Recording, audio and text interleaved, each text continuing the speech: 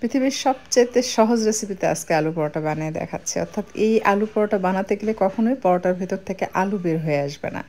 প্রথমে বেশি করে পেঁয়াজ কুচি প্যানে দিয়ে তাতে সামান্য বাটার দিয়ে এটাকে লাইট গোল্ডেন করে ভেজে নিতে হবে। যখন এরকম লাইট গোল্ডেন হয়ে আসবে সেই পর্যায়ে অ্যাড করে দিচ্ছি কারি পাতা। এতে করে ফ্লেভার ভালো আসে, খেতেও বেশি ভালো লাগে।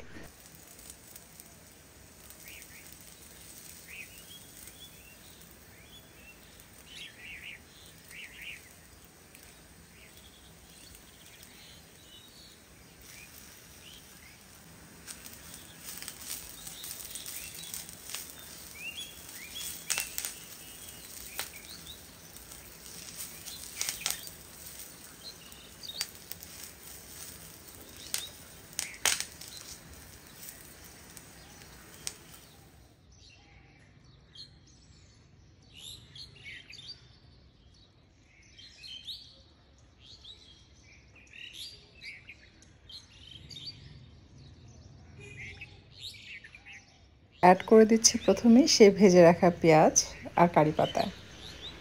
অনেকেই বলে এটা কোথায় পাবো, হাতের কাছে পাওয়া যায় না। বড় বাজারে কিন্তু পাওয়া যায়। আর এই কারি পাতার জন্য কিন্তু খুব সুন্দর একটা ঘ্রাণ অ্যাড হয় আলুতে, আর খেতেও কিন্তু খুব ভালো লাগে। ট্রাই করে দেখবেন।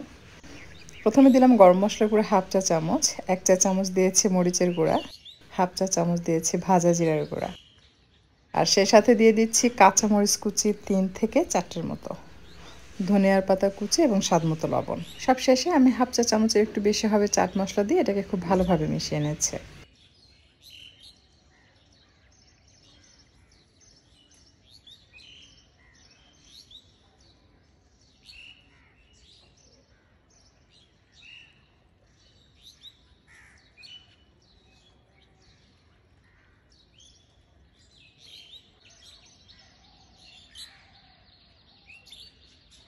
এই পর্যায়ে 1 কাপ ময়দা দিয়ে আলুর সাথে খুব ভালোভাবে মাখিয়ে ডো তৈরি করে নিতে হবে।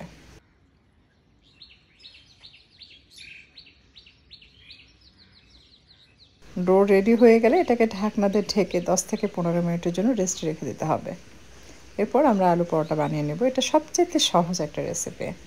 এভাবে আলু পরোটা বানানো খুবই সহজ, যে কেউ বানিয়ে নিতে পারবে। নতুন বা ব্যাচেলর বা যে কেউ আসলে খুব সহজেই আলু পরোটা বানিয়ে নিতে পারবেন। সেভাবে আজকে রেসিপিটি তৈরি করে দেখালাম।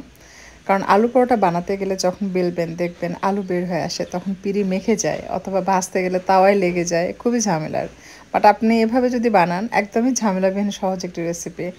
আলু পরোটা ঝামেলার মনে করে অনেকে কিন্তু বানাতে চায় না। এভাবে বানিয়ে দেখবেন আপনার কাছে ঝামেলার মনে হবে না।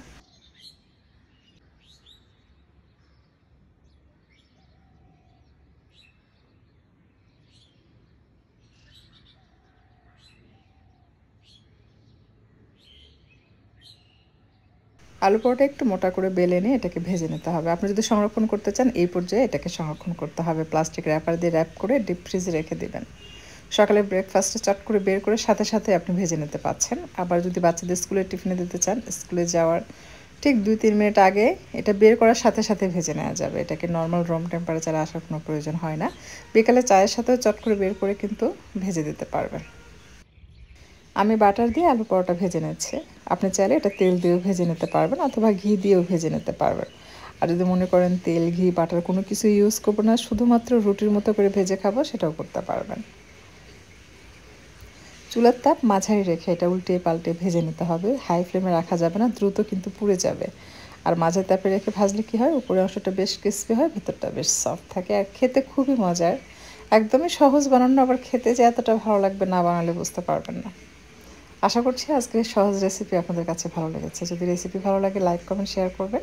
আর এরকম সহজ আর মজার ইউনিক সব রেসিপি পাওয়ার জন্য আমার চ্যানেলটি সাবস্ক্রাইব করে নিয়মিত চ্যানেলের পাশে থাকবেন। আর যারা ফেসবুক পেজ থেকে আমার ভিডিওটি দেখছেন, অবশ্যই লাইক অ্যান্ড ফলো দিয়ে রাখবেন। এতে করে যেটা হবে, আমি যখন ভিডিও আপলোড দেবো সাথে সাথে আপনারা নোটিফিকেশন পাবেন এবং নিত্য নতুন ভিডিও আপলোড করা মাত্র আপনারা দেখতে পাবেন। সামান্য বাটার দিয়ে কারি পাতা ভেজে নিয়ে সেটার উপরে দিয়েছি। এই কারি পাতার সাথে পরোটা খেতে খুবই ভালো লাগে, মানে আলু পরোটা বিশেষ করে। সো ট্রাই করে দেখবেন। যদি আপনারা এটা বাসায় বানান, অবশ্যই আমাকে কমেন্ট করে লিখে জানাবেন আপনাদের কাছে কেমন লেগেছে।